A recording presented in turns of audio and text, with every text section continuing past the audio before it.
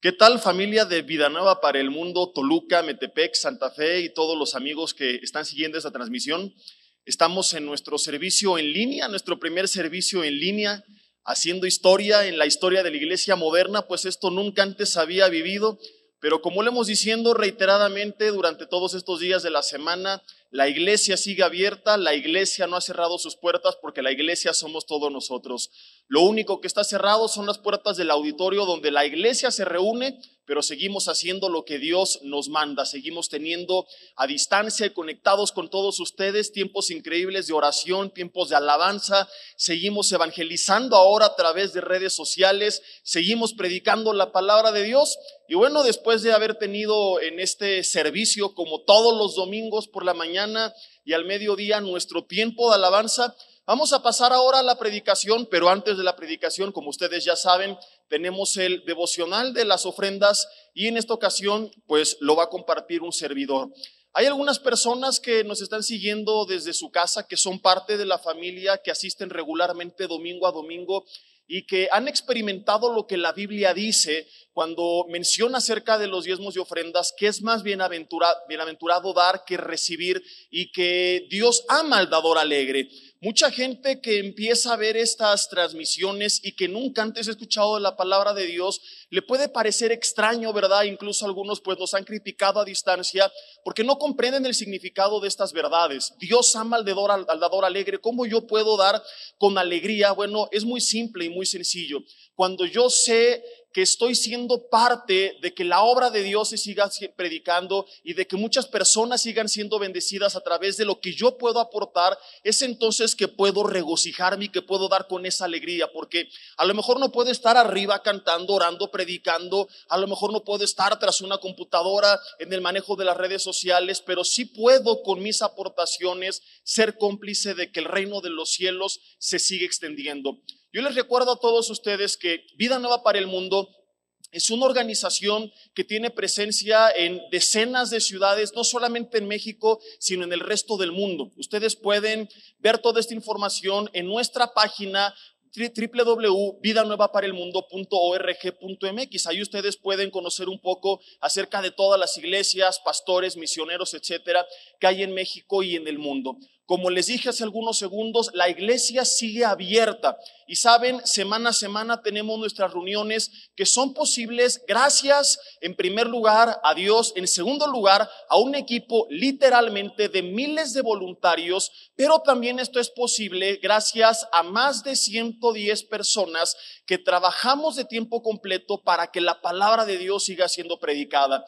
No estoy hablando únicamente de pastores como algunos creen, en este equipo de personas que trabajamos de lleno en Vida Nueva para el Mundo, hay maestros, hay misioneros que son sostenidos o apoyados en diferentes partes del mundo, hay un equipo de personal en cada una de las instalaciones, hablamos de personas en el equipo de media, de audio, algunas personas en la alabanza, hablamos de personas en las oficinas contestando teléfonos, atendiendo sus llamadas, gente en redes sociales, gente que transporta equipo, choferes, personal de mantenimiento, en fin, la lista si yo menciono uno por uno sería interminable. Todo esto que permite que la palabra de Dios sea predicada y que podamos continuar con la iglesia, se lleva a cabo gracias al esfuerzo de cada uno de ellos, pero también gracias a las aportaciones voluntarias que ustedes realizan mediante sus diezmos y ofrendas semana a semana.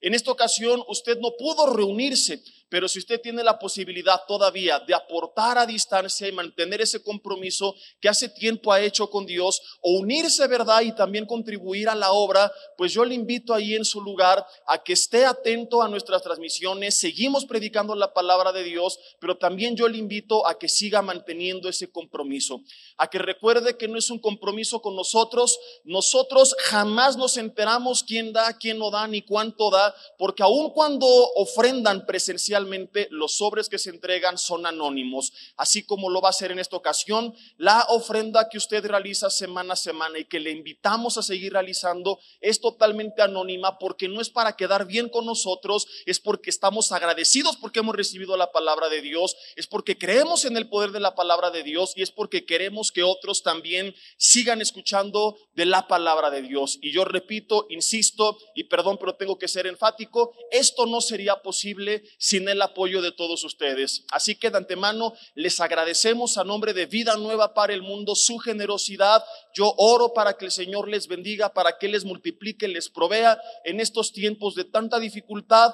Ahí en la transmisión que usted está siguiendo puede ver las cuentas, las diferentes formas de realizar una transferencia, de depositar presencialmente. Si usted no alcanza a notar, al pie de la transmisión, es decir, en el título, ¿verdad?, de la publicación, vienen también las cuentas para que en los próximos días usted pueda realizar esto que Dios ha puesto en su corazón. Vamos a orar para, pues, a lo mejor no van a pasar la charola ahí en su casa, ¿verdad?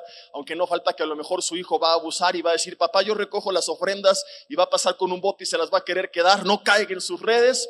Cuando usted realice esta ofrenda, ¿verdad? Pues bueno, ya Dios le mostrará cómo la va a depositar, pero vamos a orar simbólicamente, digo simbólicamente porque no se va a pasar ahorita ninguno de los botes, pero vamos a hacerlo de antemano para el momento en que usted realice esto. Señor, te damos gracias por esta reunión que hoy podemos tener. Gracias, Señor, porque la obra continúa. Señor, gracias porque tú nos sigues permitiendo en este momento seguir tu palabra y alabarte y orar a distancia, cada uno de nosotros desde nuestros hogares en diferentes partes del mundo.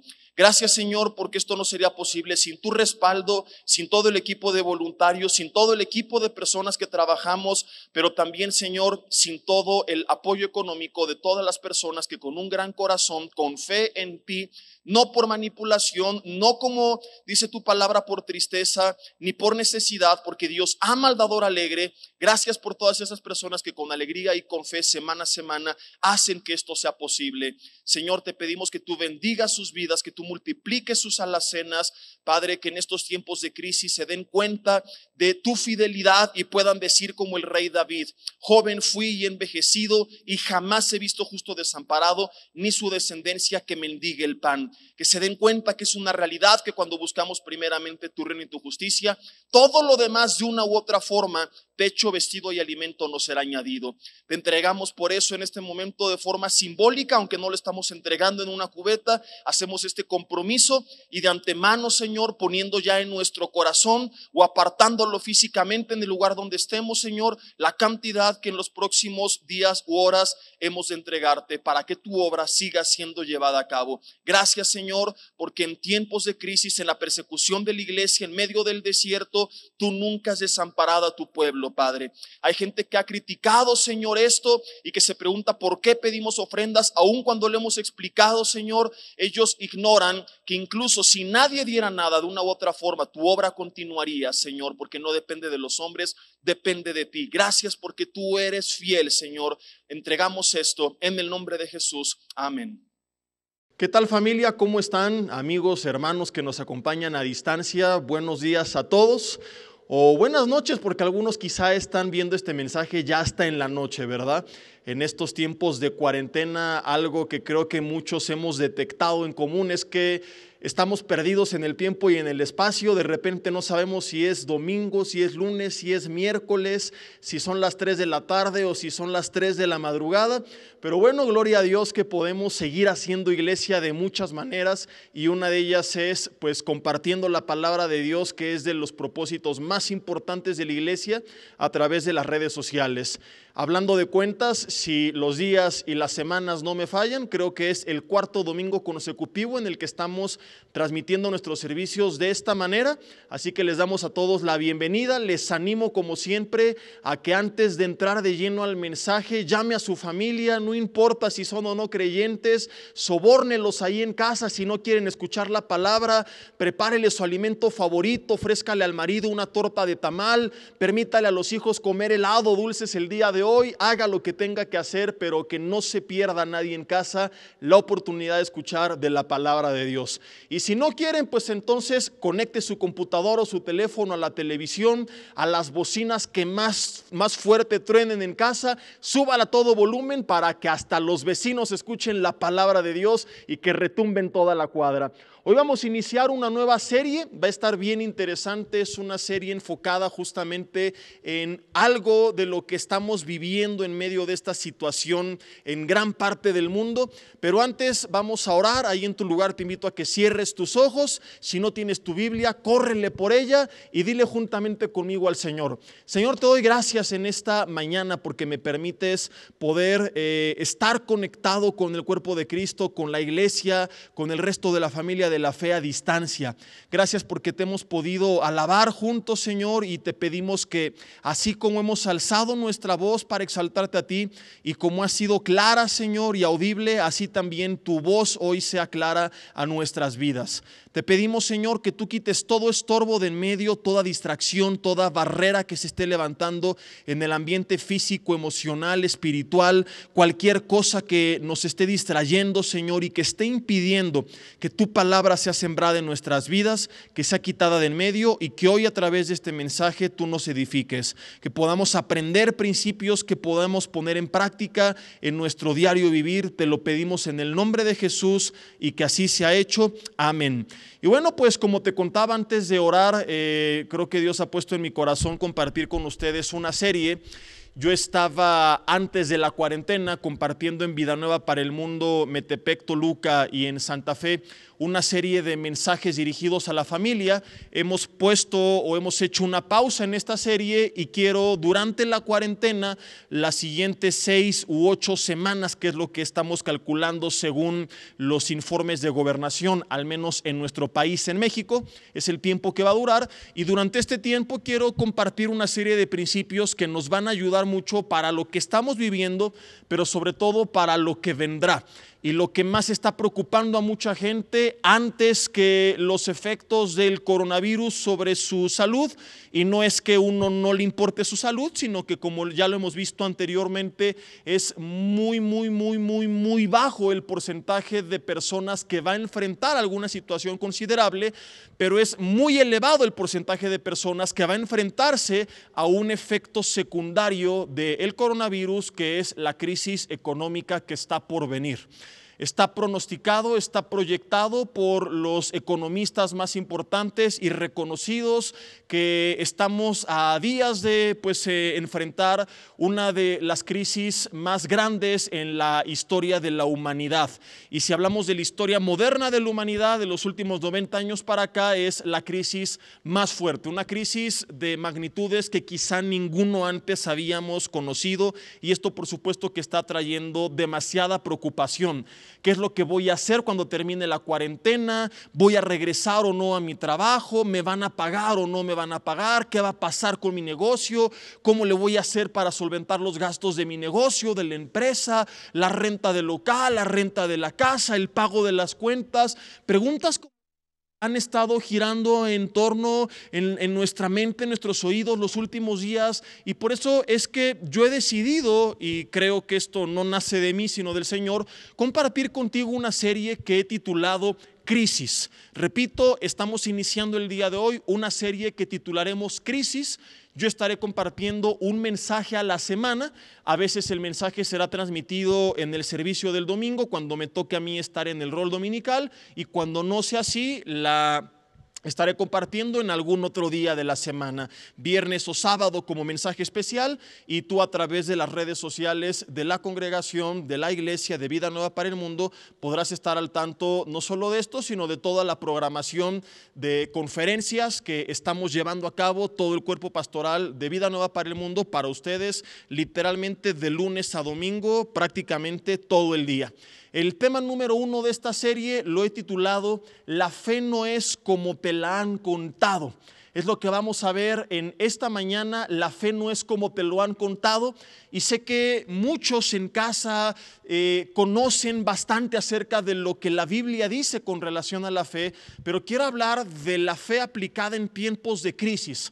No se trata de hacer un estudio teológico y exhaustivo acerca del significado de la fe, sino que lo que yo pretendo con este primer mensaje es enseñarte el verdadero papel de la fe en medio de la crisis, que es muy distinto a lo que la iglesia, y cuando hablo de la iglesia, no me refiero a Vida Nueva para el Mundo, sino la iglesia en términos generales, el cuerpo de Cristo en todo el mundo conoce acerca de la fe.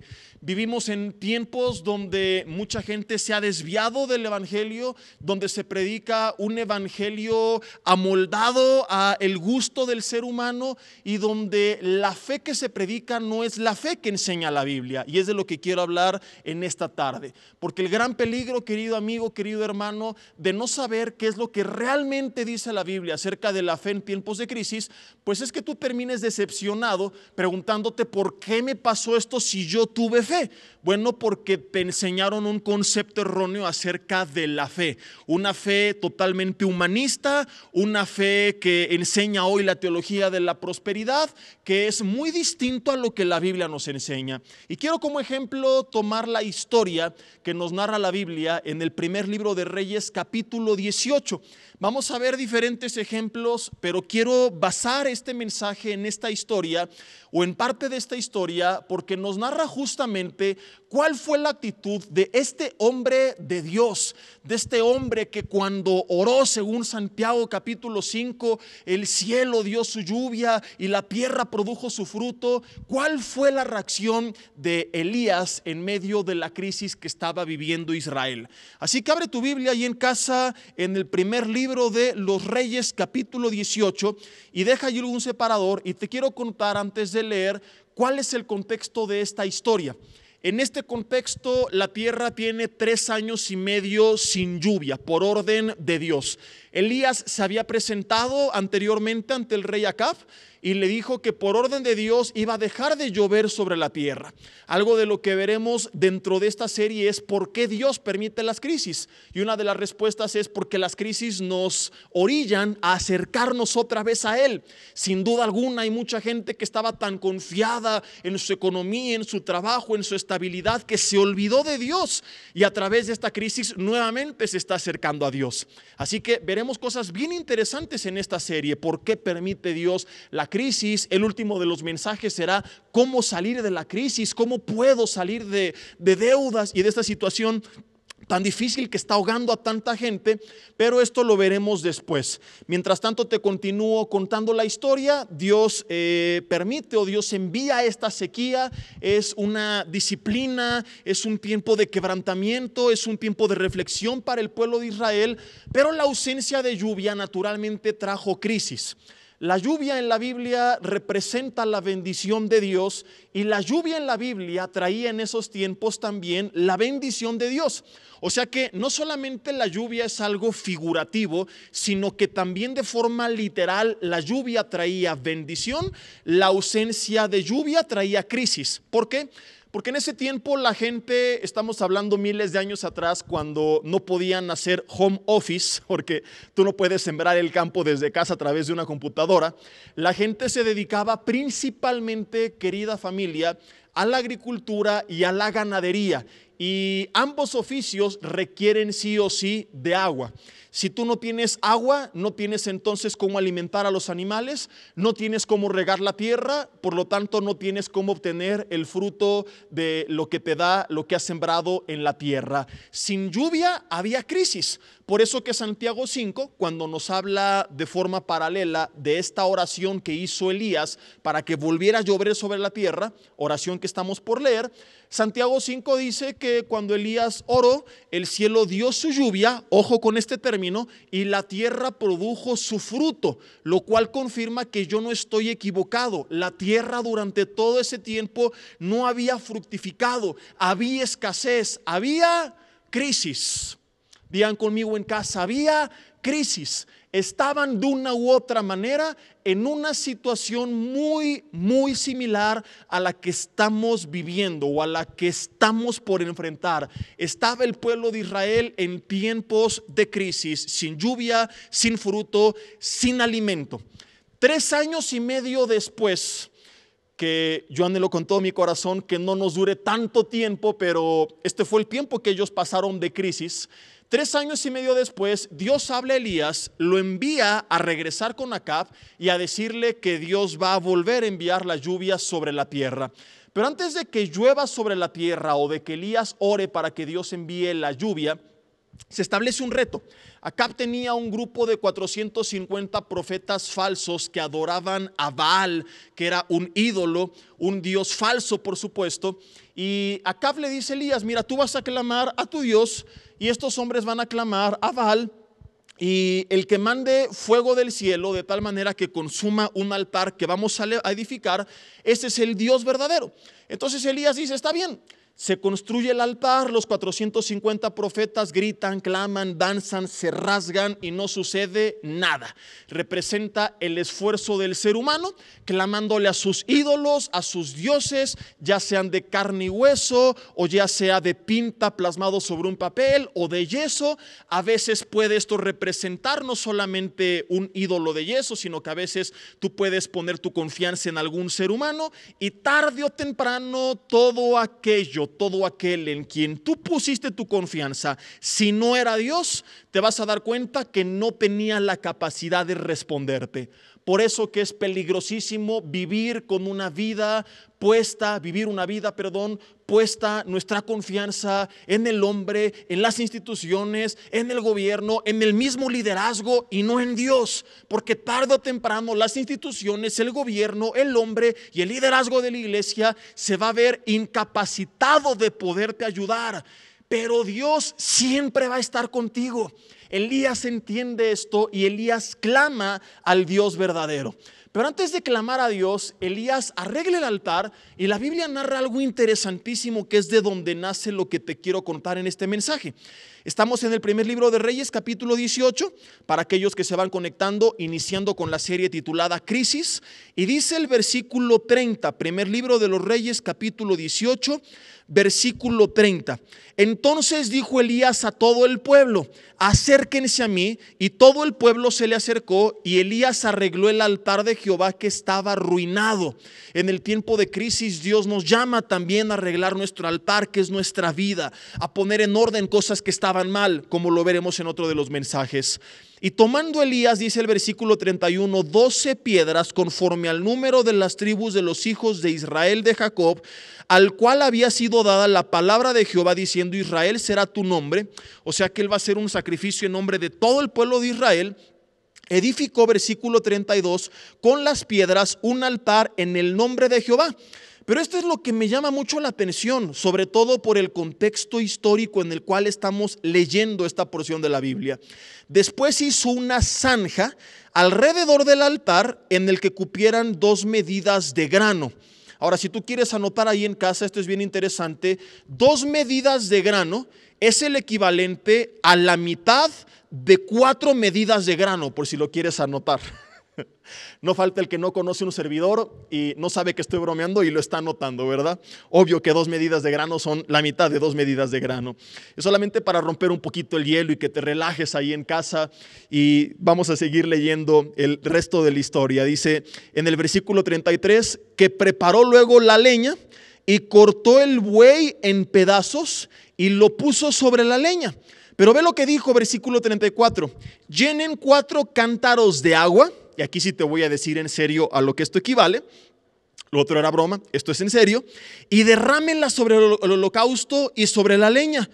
Y una vez que lo hacen, dijo, háganlo otra vez. Y otra vez lo hicieron. Pero Elías volvió a decir, háganlo por tercera vez. Y dice el final del versículo 34 que lo hicieron por tercera vez. Y tanta era el agua que dice el 35, corría alrededor del altar y también se había llenado de agua la zanja. 4 cántaros la primera vez, 4 cántaros la segunda vez, 4 cántaros la tercera vez. En total, Elías ordenó derramar sobre el altar 12 cántaros. Ahora, saca tu calculadora y los que no reprobaron matemáticas, hagan conmigo la cuenta en mente. Cada cántaro equivale a 25 litros de agua. ¿Cuánto fue derramado sobre el altar. Si cada cántaro tiene 25 litros, y en total se derramaron 12 cántaros. Estamos hablando de más de 300 litros de agua. Para que tú te des una idea, este es el equivalente a 15 garrafones de Bonafont o de Electropura, o si eres fresa, de Los Ángeles o Santa María, o el agua que sea que tú tomes. Todos los garrafones tienen la misma cantidad, y el agua que se derramó sobre el altar era el equivalente a 15 garrafones de agua. Y te preguntarás en casa: Jesse, ¿y esto qué tiene de interesante? ¿Por qué tanto énfasis en esto? ¿Por qué la calculadora? Si son clases de la Biblia, no de matemáticas. Porque, querido hermano y amigo, estamos hablando de 300 litros de agua derramados en un altar. O sea que no la vas a poder beber en medio de una de las más grandes sequías registradas en la historia bíblica. 300 litros de agua cuando tienes a un pueblo que hace 3 años y medio no ve llover del cielo. Un pueblo que necesita esa agua para poder cultivar, para poder trabajar, para poder salir un poco de la crisis en la cual se encontraban. Estamos hablando, repito, según Santiago 5, cuando afirma que la tierra, cuando vino la lluvia, dio su fruto, de una tierra que no estaba dando fruto porque no tenía agua. Entonces tú ponte en el lugar de los habitantes de Israel, porque todo el pueblo estaba reunido y ven que llega el profeta y están esperando a lo mejor que él, como los profetas modernos, los teólogos de la prosperidad, los Power Rangers del evangelio, lo digo sarcásticamente porque a veces así se presentan, ¿no? Como si tuvieran más poder que el mismo Jesús, que no respetan la soberanía de Dios y que al contrario le ordenan a Dios, que incluso tienen el cinismo de decirle: y no recibiremos un no por respuesta. Entonces a lo mejor la gente estaba esperando que llegara un profeta y que dijera: oh, yo declaro, yo arrebato, yo decreto, yo ordeno. Pero ves a un verdadero profeta y no la charlatanería de estos tiempos, enseñándonos lo que realmente es la fe, enseñándonos cosas del evangelio que hoy no se predican en la iglesia moderna, centrada en el ser humano y no centrada en Jesucristo. 300 litros de agua derramados en un tiempo de escasez de agua es una locura. La gente volteó y dijo: pero Elías, ¿en qué estás pensando? Eso me puede servir para otra cosa. ¿Cómo vas a derramar aquello de lo cual nosotros estamos escaseando? La idea era clamar a Dios para que Él enviara agua, no acabarse la poca que tenían. La idea era que Dios les bendijera con más, no dejándolos sin nada. Por eso, como te dije al principio, he titulado este mensaje: la fe no es como te lo han contado. ¿Por qué? Déjame explicártelo. Fe es la palabra griega pistis, que básicamente significa confianza y convicción. La fe es nuestra confianza en Dios, en la palabra de Dios, en las promesas de Dios. De ahí que Hebreos 11:1 amplía el significado diciendo: la fe es la certeza de lo que se espera, es también la convicción de lo que no se ve. Es creer que aunque no pueda ver a Dios obrando en el mundo espiritual, Él lo está haciendo. Es tener la certeza de que aunque no veo venir las promesas de Dios, vendrán las promesas de Dios. Pero desafortunadamente la iglesia moderna ha distorsionado el significado de la fe verdadera, y más cuando se trata de hablar de la fe y de lo material. Porque cuando nosotros nos encontramos con tiempos de crisis, el gran peligro de no entender lo que realmente es la fe aplicada a la crisis, el gran peligro es que la iglesia intenta poner en práctica su fe, pero ni siquiera sabe cómo, porque la han enseñado mal, al menos en lo que se refiere a la fe aplicada en la crisis o la fe aplicada en cuanto a lo material. Déjame explicarlo con un poco más de detalle para que quede claro y no haya confusión. A muchos les han enseñado a orar de la siguiente manera: dime sí o no en casa, estoy en lo cierto. Y aclaro, no lo digo con afán de criticar, de querernos sentir superiores o mejores, porque creo que hay quien lo hace sinceramente equivocado y oramos que Dios les hable, porque todos nos hemos equivocado en algo. Lo digo simplemente como ilustración para enseñar. Lo digo simplemente porque hay gente que está siguiendo este mensaje que piensa que orar de la manera que voy a explicar es orar con fe. Y esta forma de oración no es sinónimo de fe. Te voy a demostrar que es más bien sinónimo de idolatría. Es sinónimo de que tu confianza está puesta en lo material. Ahí te va. lo enseño y luego lo explico. ¿Cómo es que actualmente se acostumbra a orar mucha gente? Con los siguientes términos: arrebato y seguido de algo material, ¿o no? Es más, ya está de moda ordenarle al diablo que les devuelva lo que les robó y 7 veces más. Entonces la gente ya no está clamando al Dios de los cielos, le está dando órdenes al diablo. Perdió su comunión con Dios porque ahora platica con el diablo para ordenarle que le devuelva lo que le robó, pero platica con él y ya no con el Señor. Ya su confianza no está puesta en la provisión de Dios, sino en la autoridad que tengo para que el diablo me regrese lo que me robó. Algo que no encontramos de forma clara y concisa en toda la Biblia. Pero así ora la gente hoy en día, porque así se enseña a orar, con términos como estos: arrebato y declaro, reclamo, visualizo, declaro, decreto, confieso. Ya estamos a nada de hacer amarres bíblicos. O sea, 10 años más y si esto sigue igual, al rato van a ser amarres bíblicos. No existe, pero para allá va la iglesia. ¿Qué es lo que sucede? Que la gente, en términos generales, comienza a creer que la fe, cuando hablamos de la fe aplicada a la crisis o a lo material, que la fe es creer que vas a recibir todo lo que quieres. La gente piensa que si cree y tiene confianza en que va a tener y va a recibir todo lo que decretó, lo que visualizó, lo que declaró, lo que arrebató, lo que confesó, está teniendo fe. Pero hoy, querido amigo, te voy a demostrar que eso no es fe. Que la fe no es creer que tú vas a obtener todo lo que quieres. Escúchame. La fe es creer que aún en el peor de los casos, que perdieras todo lo que tienes, escúchame, Dios no va a dejar de proveerte todo lo que tú necesitas. Si podemos resumir este mensaje en una frase, es esta: la fe no es creer que vas a recibir todo lo que quieres. La fe es creer que aun si perdieras todo lo que tienes, Dios va a proveer todo lo que necesitas. O Dios jamás va a permitir que te falte nada de lo que realmente necesitas. Mira, es muy fácil hablar de una supuesta y, por cierto, falsa confianza en Dios cuando tu oración está puesta en pedir, está enfocada en lo que vas a recibir. Pero lo que yo aprendo de la Biblia es que mi fe va a ser probada no en la medida que yo tenga la capacidad de pedirlo todo, sino en la medida que yo tenga la capacidad de rendirlo todo y aún así seguir confiando en Dios. Aclaro, aunque nosotros creemos en un Dios que da y que bendice, en que Jesús dijo que si nosotros como malos padres sabemos dar buenas dádivas a nuestros hijos, cuánto más vuestro Padre que esté en los cielos. Creemos en Romanos 8:32 que dice que si nos dio a Cristo, ¿cómo no nos dará juntamente con Él todas las cosas? Creemos en 3 de Juan capítulo 1, primeros 2 versículos, que la Biblia dice: amado, yo deseo que seas prosperado, que significa que avances en todas las cosas, así como tengas salud y prospera tu alma. Sí creemos en ese Dios, pero lo que yo quiero enseñarte, lo que estoy intentando transmitir, es que la fe no se mide inicialmente en la cantidad de lo que tú crees que puedes recibir.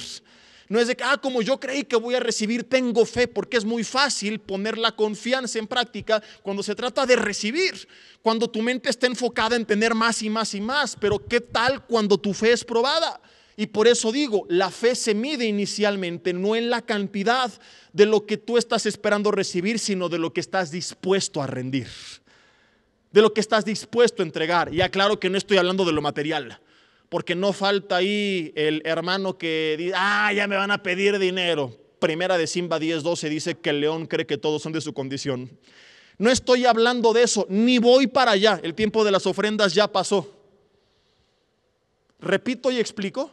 La fe inicialmente no se mide en la cantidad de lo que tú crees que vas a recibir, sino en la cantidad de lo que tú estás dispuesto a rendir. Y vuelvo a aclarar, no estoy hablando de lo material, no estoy hablando de lo que tú vas a entregar a la iglesia, estoy hablando de cuando tú estás o no dispuesto a rendirle todo a Dios y aún así tú crees que Él es capaz de seguirte proveyendo a pesar de haberlo rendido o de haberlo perdido todo. Esta es la fe que nos enseña Elías.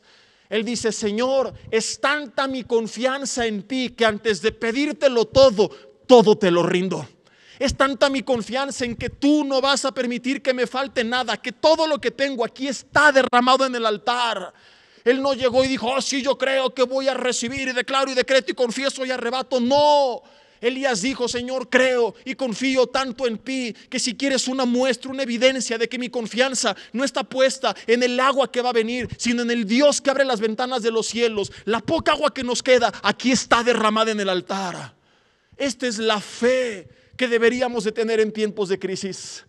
Una fe que es caracterizada porque el creyente está consciente que aún si Dios le pidiera todo, el coche, la casa, el empleo, la cuenta bancaria, servimos a un Dios que sigue teniendo control sobre el universo para abrir las ventanas de los cielos y que nada nos falte, aún a pesar de que probablemente estemos en las peores circunstancias. Déjame contarte otra historia y seguir explicando de esto.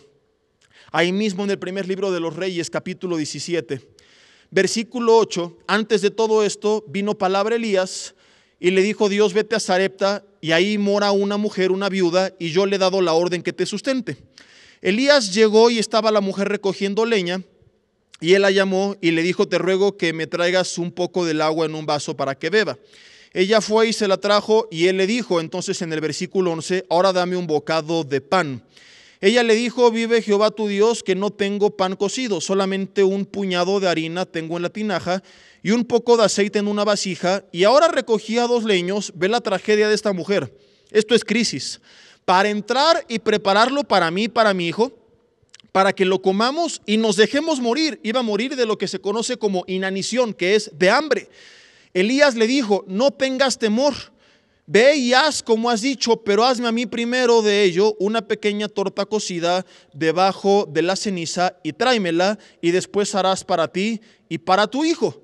Cuando tú lees esta historia, si nunca antes la has leído y no conoces lo que va a pasar, sí o no es natural que digas: ¿qué le pasa a este hombre? Este hombre es un hombre de Dios, porque aparentemente no se está comportando como tal. Llegas con una mujer viuda y la mayoría esperaría que Elías llegara con despensas a su casa, pero en vez de eso Elías llega y le dice: ok, no te preocupes, es el último que te queda, de todas formas dámelo a mí y no te va a pasar nada a ti y a tu hijo, luego preparas para ustedes, pero ahorita démelo a mí.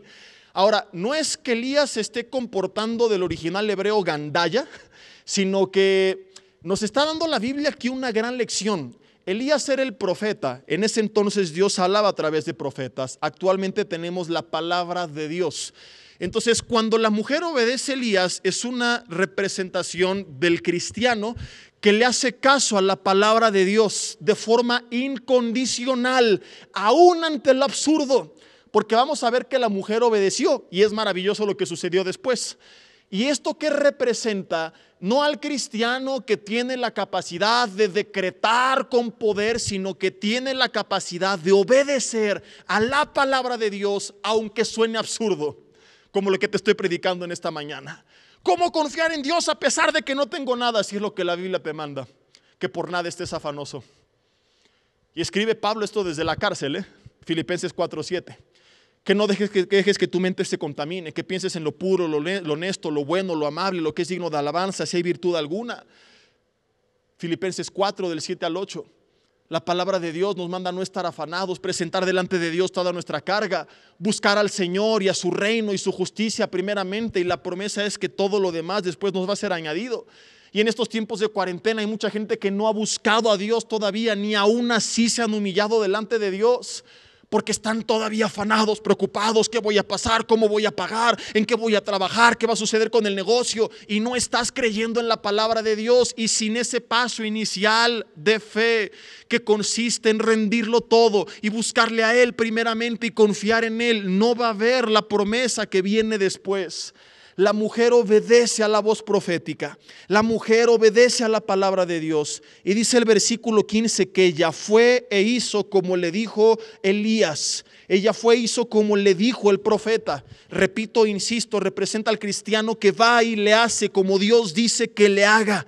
Y comió él, sorpresa, y ella y su casa muchos días. Uy, uy, uy, ay, ay, ay. Este es el poder de Dios, trayendo una provisión sobrenatural cuando su pueblo es capaz de obedecerle, aún ante lo absurdo. Cuando su pueblo es capaz de rendirle todo lo que tiene. Y repito, no estoy hablando de que lo mandes a la iglesia, no te vayas por las tortas. Estoy hablando de que tu confianza es tan grande en Dios que no estás orando, decreto que no perderé la casa y declaro que se multiplicará el negocio, sino que estás orando, Señor, te pido que tú guardes la casa y el negocio, pero aún si me los pides, aquí están. Porque mi confianza no está puesta en lo que me dé el negocio, sino el Dios que me proveyó el negocio. Pierdo el negocio, pero no tu presencia. Pierdo la casa, pero no el abrigo del Altísimo. Mi confianza, mi refugio, eres tú. Y es entonces cuando crees en Dios que eres capaz de decirle, y pase lo que pase, yo me mantengo firme y en obediencia como esta mujer, porque tú eres mi seguridad. Porque tú eres como David, quien también enfrentó muchas crisis. Le dijo, mi torre fuerte, mi castillo, esperanza mía, a ti clamaré, en ti esperaré, tu nombre invocaré. El cristiano que confía en Dios es capaz de mantenerse firme aun cuando lo ha perdido todo, porque sabe que hay algo que ninguna crisis le puede arrebatar, que es la presencia de Dios. Y con la presencia de Dios estará la provisión de Dios. Quizás, como te lo dije hace rato, no dándote todo lo que quieres, pero sí proveyéndote todo lo que tú necesitas. De hecho, Romanos 12:2 dice que su voluntad es buena, agradable y perfecta. Y esta palabra perfecta del griego teleios significa completa. O sea que en el plan de Dios para tu vida, la Biblia no dice que está todo lo que quieres incluido, pero sí menciona que no falta nada de lo que tú necesitas. Cuando habla de completa significa que no falta nada. Tampoco sobra algo que no es necesario, pero lo que tú necesitas, allí va a estar. Comió esta mujer, comió su hijo, comió el profeta muchos días. Y además de esto, la Biblia dice que días después su hijo se enferma y Dios a través de Elías lo resucita. Dice el versículo 16, y la harina de la tinaja no escaseó, ni el aceite de la vasija menguó, conforme a la palabra que Jehová había dicho por Elías. Lección de oro. La viuda de Sarepta entregó su última comida antes de recibir comida ilimitada. ¿Qué vino primero? ¿La confianza en todo lo que vendría? ¿O la muestra de una fe verdadera y una confianza en la palabra de Dios a través del profeta, rindiendo al presente y momentáneamente todo lo que tenía? Y este es el problema de la iglesia, que abunda tanto la teología de la prosperidad, que solamente se enfoca en lo que vendrá, que no nos estamos enfocando en la obediencia inicial, rindiendo todo lo que tenemos. Y quien quiera que tú leas en la Biblia, te vas a encontrar que antes de recibir de parte de Dios lo que Dios tenía para ellos, son hombres y mujeres que estuvieron dispuestos y dispuestas primeramente a creerle tanto a Dios que le rindieron todo. Te cuento algunos ejemplos sin profundizar. Los discípulos, antes de convertirse en los apóstoles que viajaron y predicaron la palabra por todo el mundo, primeramente dejaron las redes, sus oficios, sus empleos, el banco de los tributos, lo que sea que cada quien hiciera, y confió en Dios. Siguieron a un Jesús que les dijo, el Hijo del Hombre no tiene techo donde poner su cabeza, las zorras tienen guarida, yo ni siquiera eso, aún así quieren seguirme, y lo siguieron. Pusieron su confianza en él.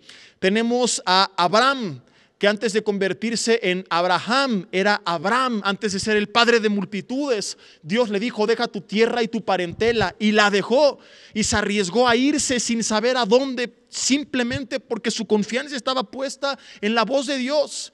Era tan grande su confianza que aún estuvo dispuesto a entregar a su propio hijo porque creía que Dios podía resucitarlo. Era tan grande su confianza en la voz de Dios que le dijo, dejo mi tierra, dejo mi parentela, ¿quieres mi hijo también? Aquí está. No como los cristianos hoy en día, ay Señor, ¿por qué no has salvado a mi hijo? Ay, se fue al hospital, ¿y qué tal si no sana? ¿Y qué tal que ahí se queda mi marido? Y no sé qué y no sé cuánto, porque no estamos confiando en Dios. Porque realmente quizá ni siquiera Dios es nuestro Dios, es solamente el pretexto de muchos para tener lo que quieren, pero no les interesa a Él en lo más mínimo.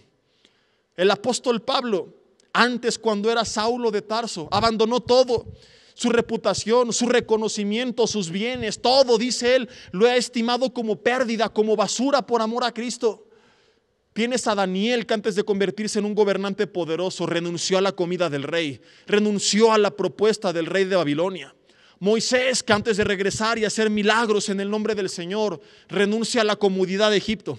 ¿Te das cuenta cuál es el común denominador de todos estos hombres? Los 3 amigos de Daniel, Esther, antes de ser promovidos, renunciaron a su comodidad, a su propia vida y se arriesgaron a morir para obedecer a Dios.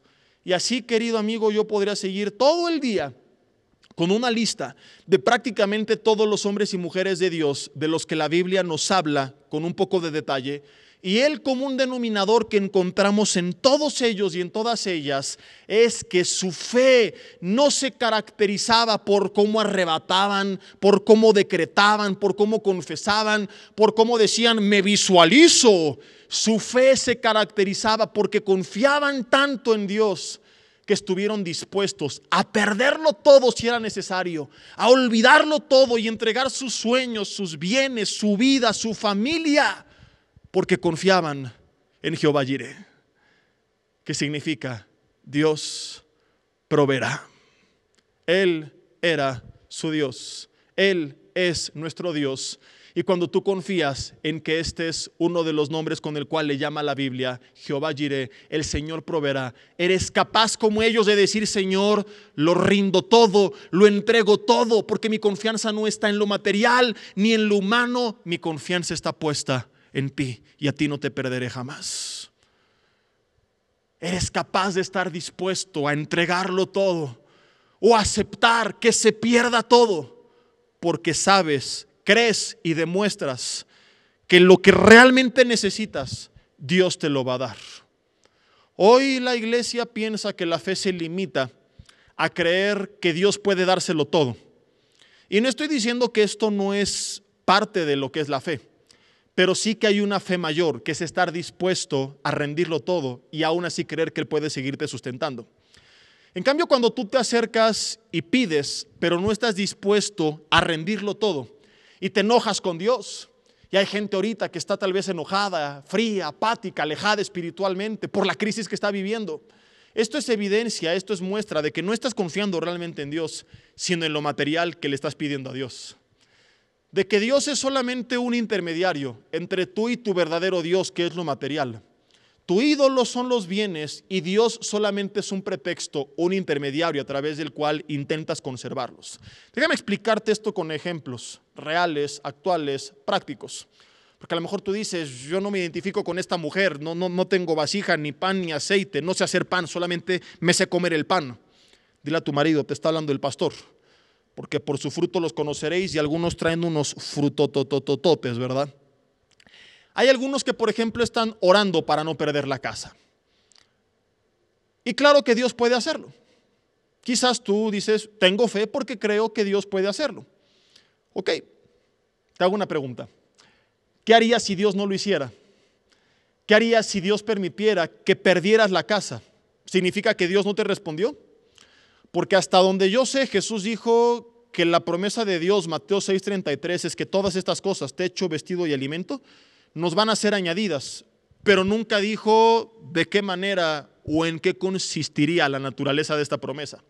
Dicho de otra forma, techo no me va a faltar, que sea propio, prestado, hipotecado, rentado, es algo distinto. Pero mucha gente no está aferrada a la promesa de Dios, ve la promesa de Dios como un pretexto para aferrarse a lo que realmente le interesa, que son las posesiones materiales. Y no estoy diciendo que esté mal, yo estoy pagando una hipoteca también. Entonces, estás pagando y tú crees que Dios puede proveerte, ok, pero ¿qué sucedería si de repente no lo hiciera? ¿Estarías dispuesto a seguirle amando, a seguirle buscando, aunque perdiste esa propiedad? Dios es testigo que yo le he dicho, Señor, te pido que tú proveas, pero si algún día me la pides, aquí está. Porque yo no estoy aferrado a un pedazo de paredes hechas de ladrillo, con varas y con cemento, que aquí de todas formas se van a quedar. Yo estoy aferrado al Dios que provee para pagar eso, y si no provee para que sea tuyo, proveerá para que lo rentes, o proveerá a alguien que te preste, pero de alguna u otra forma tú vas a ver su mano sobre tu vida. Hay gente que no lo entiende y que se enoja, y yo conozco gente que ha apostatado de la fe cuando pasó un tiempo de crisis. ¿Por qué Dios me quitó el negocio? ¿Y por qué si es bueno no me conservó la casa? ¿Y por qué permitió que me corrieran injustamente? Y sabes algo, una oración basada en el Padre Nuestro que sí nos enseña a pedir su bendición, pero que también nos enseña a respetar su soberanía y decir que se haga tu voluntad como en los cielos, también en la tierra. Una oración basada en este modelo del Padre Nuestro consistiría no en decirle solamente: yo creo que tú me puedes conservar la casa y declaro que no la perderé y la arrebato al diablo. No, una verdadera oración de fe le diría: Señor, yo creo que tú puedes hacer un milagro y proveer de tal forma que yo la conserve, y es lo que anhela mi corazón, si te soy honesto. Pero si por alguna razón, como lo veremos en esta serie, porque quieres cambiar mi dirección, porque quieres tratar con mi vida, porque me quieres llevar a otro lugar, esto no sucede y me pides el pedazo de ladrillos con varillas y cemento, Señor, no me voy a amargar, no me voy a deprimir, porque como te decía hace rato, sea propia, prestada, rentada, hipotecada, liquidada, pero techo, vestido y alimento jamás me faltará. Ya si el vestido es marca Lacoste y tiene un cocodrilo, o es la costeña y tiene una iguana que parece que está drogada, es otra cosa. Pero de que tendrás vestido, tendrás vestido. Si es langosta o frijol con gorgojo, o las enfrijoladas de Anaí.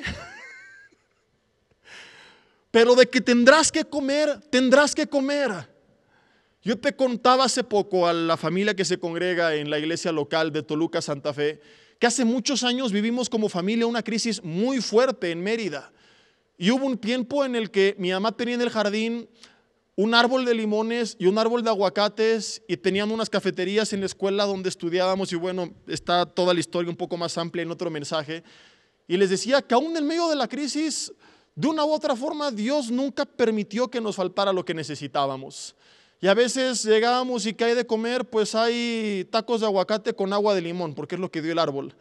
Y al otro día, ¿y qué hay de comer? Pues aguacatadas con limonada, porque es lo que dio el árbol. Y al otro día, pues aguacate con limón y sal y agua de limón con un poco de aguacate.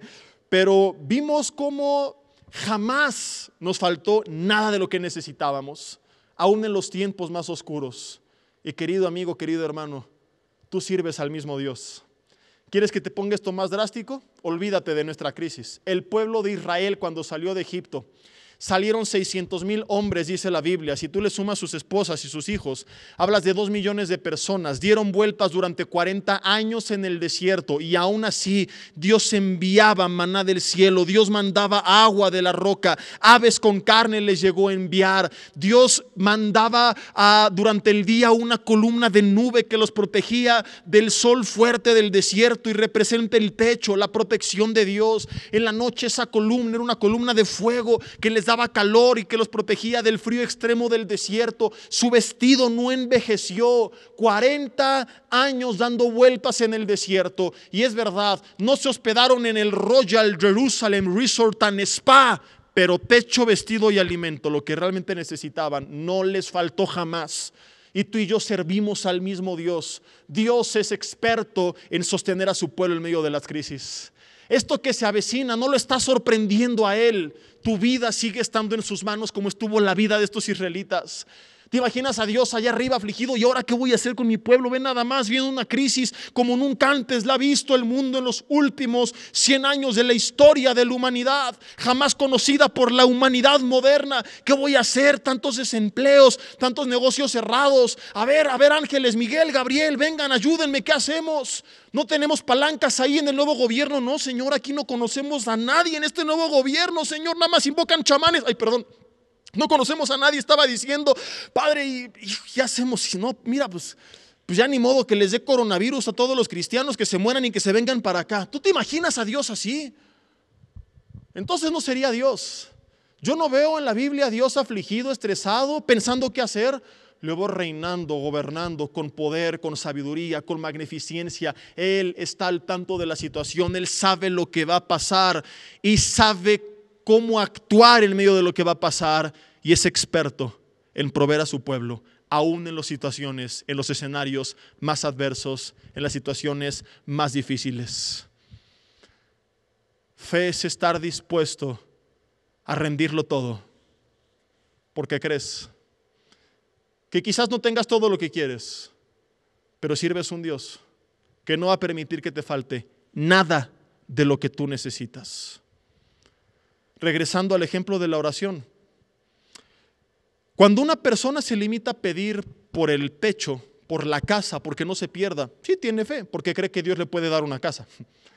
Pero cuando esa persona en esa oración rinde esa misma casa, está demostrando que tiene mucho más fe, porque no está poniendo su seguridad en lo que dice un juego de papeles, sino que le dice el Dios que le dio ese juego de papeles.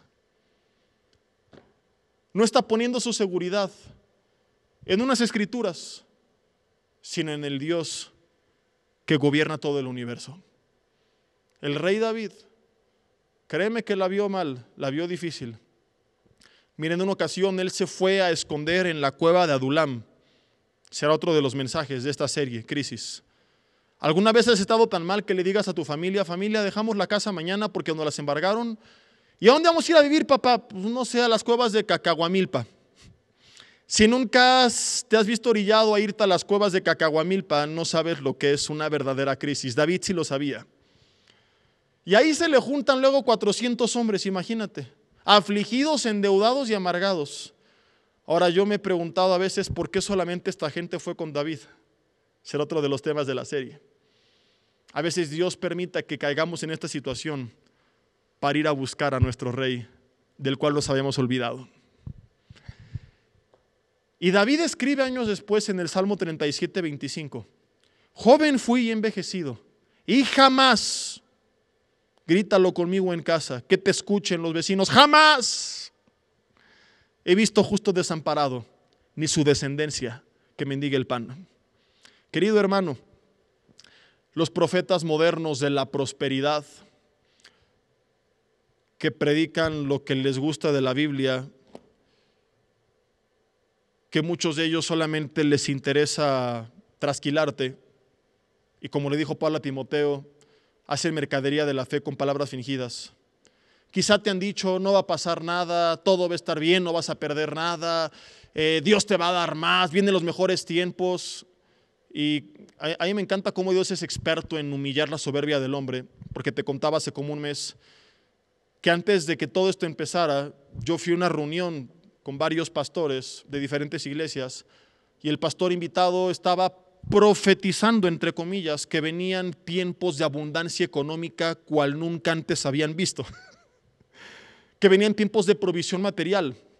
Y me dio tristeza ver a muchos de los asistentes, claro, no todos, pero muchos, desaforados. Amén, recibo, declaro, sí, y es tiempo de cambiar la casa y recibe el coche y la ropa y todo, sí, amén. Y ¡pum! Dios doblega nuestro orgullo, soberbia. Y meses después nos encontramos a la vuelta de la esquina con que lo que se prevé no es un tiempo de bendición como la que él dijo y como la que muchos anunciaban a principios de año, sino una crisis cual nunca antes ha visto la humanidad moderna. Entonces, contrario a lo que te han dicho, tengo que ser honesto y decirte porque he visto en la Biblia que hubo gente que amaba a Dios y que Dios permitió que tuvieran pérdidas, comenzando por la iglesia primitiva que en la persecución lo perdió todo. Y los ejemplos que te conté hace rato también, Daniel, sus amigos, Abraham, Job, etcétera, etcétera, etcétera. La lista es interminable. Quizá pierdas el negocio, quizá pierdas el empleo, quizá pierdas el auto, quizá pierdas la casa. Pero Dios va a estar contigo y vas a experimentar un milagro mayor, que es ver cómo aún en medio del desierto, escúchame, nunca te va a faltar a ti y a tu familia nada de lo que realmente necesitan. Y quizás sea un testimonio poderoso decir, Dios me conservó la casa y el trabajo, pero créeme que es más poderoso decir, lo perdí todo, pero no me ha faltado nada. Y esto es solamente el poder de Dios y la provisión de Dios. Es más poderoso voltear con tus amigos, con tus vecinos y que te vean alegres, sonriendo, con paz. Pero ¿por qué estás así si lo perdiste todo? Estás equivocado. Aún conservo lo más importante, que es el Espíritu Santo de Dios. Su dunami, su poder, su presencia, su palabra, su favor, su bendición. Él está conmigo y si lo tengo a Él, lo tengo todo. No tengo todas estas cosas que antes tenía, podrás decir, pero me mantengo firme porque tengo al Dios que proveyó de todo esto. Y aunque es milagroso para algunos decir, Dios me ayudó a conservar todo esto, será más milagroso que tú puedas decir, aún a pesar de haberlo perdido todo, no me falta absolutamente nada. Y la gente va a conocer a través de tu vida que uno de sus nombres es Jehová Jireh, que el Señor proveerá. Y podrás testificar como David, joven fui y envejecido. Y como él dijo, pasé por desiertos, por crisis, por cuevas. Tú podrás decir, y pasé por la crisis del 94 y por la del 98 y por la del 2020 y no sé cuántas vengan más, pero nunca he visto justo desamparado. Y escúchame, tu descendencia no va a mendigar el pan. Tus hijos no van a andar mendigando el pan. No tendrán necesidad de andar de lambiscones con el empresario, con el gobierno, porque tienen por jefe al Rey del universo, al que sostuvo a su pueblo 40 años en el desierto. Ahora otro ejemplo similar al de la casa, el empleo. Se requiere fe para creer que Dios puede ayudarte a conservarlo, pero se requiere más fe para creer que puede proveerte todo lo que necesitas con o sin empleo. Aclaro, sin empleo por causas ajenas a ti. No se trata de que vayas y renuncies y digas, como Jehová Jireh, me sigo la cuarentena 3 años más. No, cada uno trabajando sosegadamente, dice la Biblia, coma su propio pan. Concluyo con esto, si me apoyan con el teclado, por favor. Cuando tú dejas de aferrarte y de amargarte por lo que perdiste y eres capaz de renunciar genuinamente a todo porque confías en Dios, de decirle, Señor, te pido que tú me ayudes, pero si en tu voluntad está esto incluido y tú permites que yo pierda esto, aquello y lo otro, tú vas a ver las ventanas de los cielos abiertas sobre tu vida y la provisión de Dios aún en los tiempos más oscuros. Pero mientras tú sigas aferrado a las cosas, a las personas más que a Dios, seguirás sin ver el poder de Dios, porque lo que tú piensas que es fe, la Biblia le llama idolatría. Porque idolatría es poner tu confianza en algo o en alguien que no es Dios. Un ídolo no es necesariamente una estampa o una estatua. Es cualquier persona, cualquier situación, cualquier cosa, cualquier negocio en donde descansa tu fe, tu seguridad, tu paz, tu esperanza y que está reemplazando en tu vida el lugar que le pertenece a Dios. Eso es un ídolo, un Dios falso. Entonces, escúchame bien. Dios, antes de bendecirte, va a tener que destruir ese ídolo. Te va a pedir que tú se lo entregues, porque te estorba para seguirle a Él, porque te impide buscarle a Él su reino y su justicia primeramente. Yo creo que en esta crisis viene un tiempo de destrucción de ídolos sobre la iglesia. Es un tiempo en el que la iglesia le tiene que entregar los ídolos que se ha forjado los últimos años. Por el contexto que te contaba hace rato en el cual nos encontramos en la iglesia moderna, que se ha vuelto una iglesia avara, egoísta, con comezón de oír, como le dijo Pablo a Timoteo, que solo viene porque le interesa lo material y Dios es el intermediario entre ellos y su verdadero interés. Y viene una destrucción masiva de ídolos. De entrada, Dios ha avergonzado a todos estos falsos profetas que anunciaban tiempos que no estamos viviendo. Peor aún, que le ordenaron al coronavirus que se fuera, que impartieron a través de internet la inmunidad contra el coronavirus. Dios mío, cada ridiculez que tú ves cada día, y peor aún que la gente lo siga creyendo y recibiendo. ¿Qué tiene que pasar para que derribemos todos nuestros ídolos y realmente nos volvamos a Dios? Si esto no nos sacude, ¿qué nos va a sacudir? ¿Qué tiene que caernos un meteorito? ¿O qué tiene que suceder? Me pregunto yo. Si no aprendemos de esto nada, es quizá porque algunos nunca van a aprenderlo. Esto es lo que Jesús dijo cuando nos enseñó lo que significaba seguirlo a Él. Y dijo, el que quiera seguirme, niéguese a sí mismo, tome su cruz y sígame. Es rendirlo todo porque confiamos en Él. Estar dispuesto a morir a lo mío porque creo en que la vida con Él es mejor. Dice Isaías capítulo 31, si me quieres acompañar para concluir. Egipto en este contexto representa el mundo. Y dice, hay de aquellos que descienden a Egipto por ayuda y confían en caballos y su esperanza ponen en carros porque son muchos y en jinetes porque son valientes y no miran al Santo de Israel ni buscan a Jehová. Esto siempre ha ocurrido. Pero él también es sabio y traerá el mal y no retirará sus palabras. Se levantará pues contra la casa de los malignos y contra el auxilio de los que hacen iniquidad. A veces Dios tiene, como te decía, que derribar nuestros ídolos y retirar esas fuentes de provisión humanas. ¿Para qué? Para que nos volvamos a Él.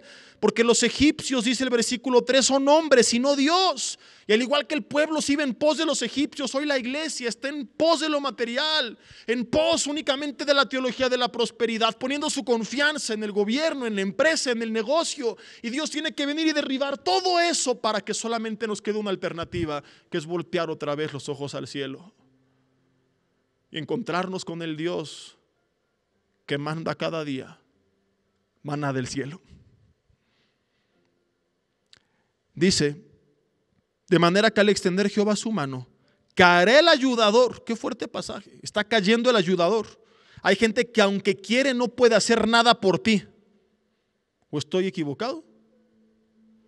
Y caerá el ayudado, y todos ellos a una desfallecerán. El rey David dijo en el Salmo capítulo 20 en relación a esto: estos confían en carros y aquellos en caballos, mas nosotros del nombre de Jehová nuestro Dios tendremos memoria. Ellos flaquean y caen, mas nosotros nos levantamos y estamos en pie. Estás viendo al mundo caer, flaquear, desmayarse, deprimirse, amargarse, emborracharse, porque Egipto les está fallando, porque Egipto no sabe cómo ayudarles, porque Egipto, aunque quiera, está perdiendo su poder. Pero el reino de los cielos sigue vigente, sigue presente, sigue vivo, sigue activo, sigue reinando sobre el reino de los hombres. Por eso le llamamos a Dios Rey de reyes y Señor de señores, porque a lo mejor el Señor terrenal no puede hacer nada, el Rey terrenal no puede o no quiere hacer nada, pero aun cuando te falle, el Señor de la tierra y el Rey de la tierra entiende, tú sirves al Rey de esos reyes, al Señor de esos señores, que es Jesucristo. Pon tu mirada en Él y créeme, vas a ver su mano en medio de la crisis. Vas a conocer que su nombre es Jehová Jireh.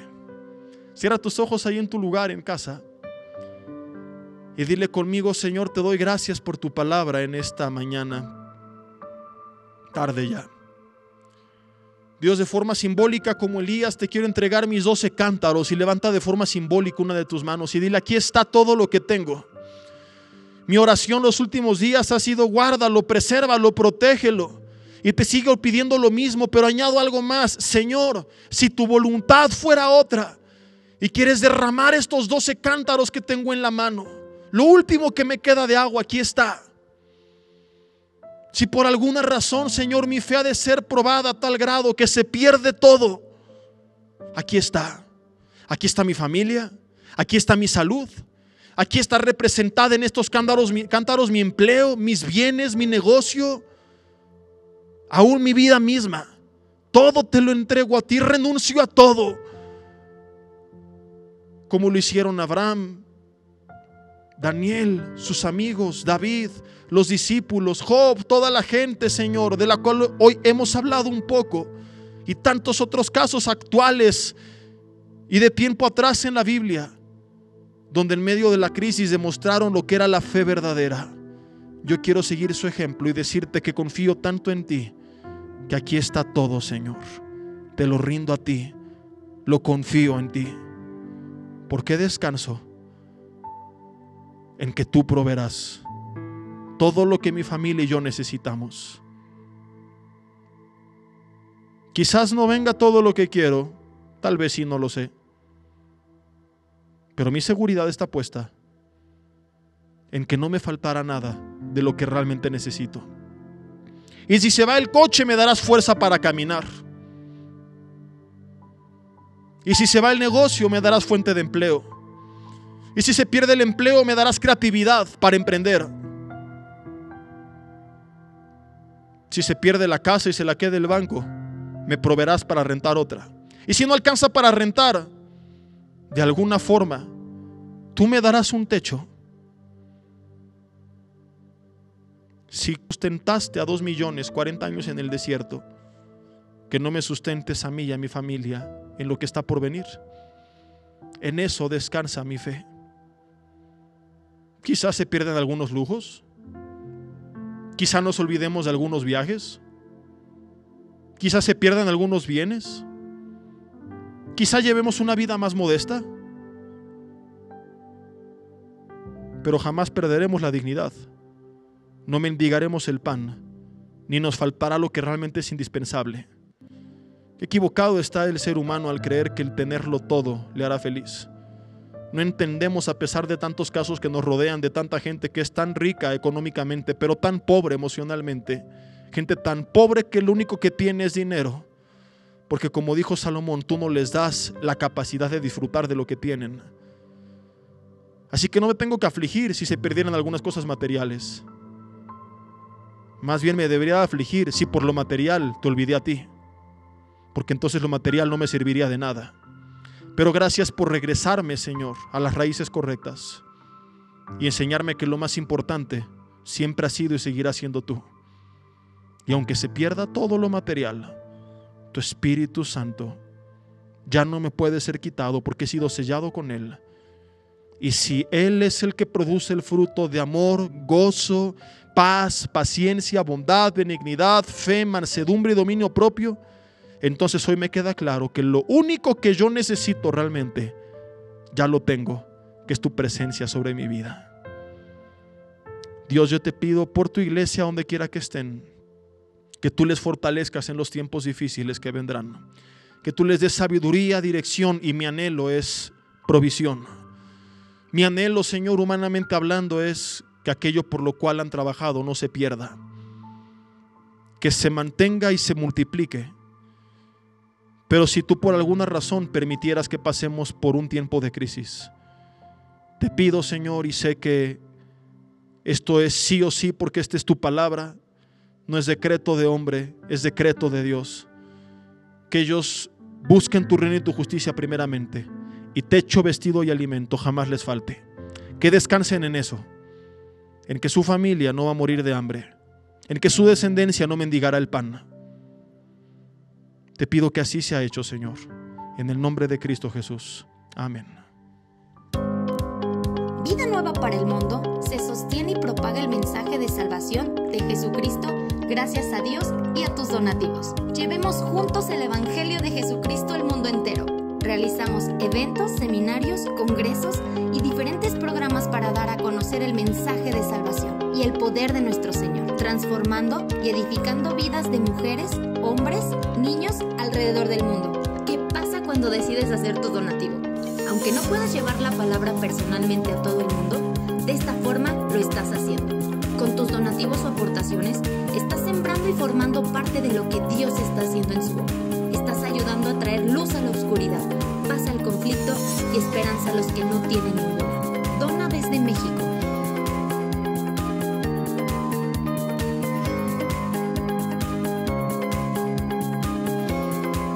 Dona desde Estados Unidos.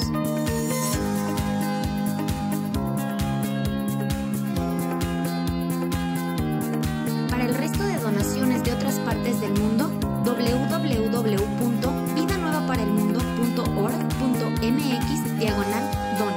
Estamos cumpliendo la gran comisión. Por tanto, vayan y hagan discípulos a todas las naciones, bautizándolos en el nombre del Padre, del Hijo y del Espíritu Santo, enseñándoles que guarden todas las cosas que les he mandado. Y he aquí que yo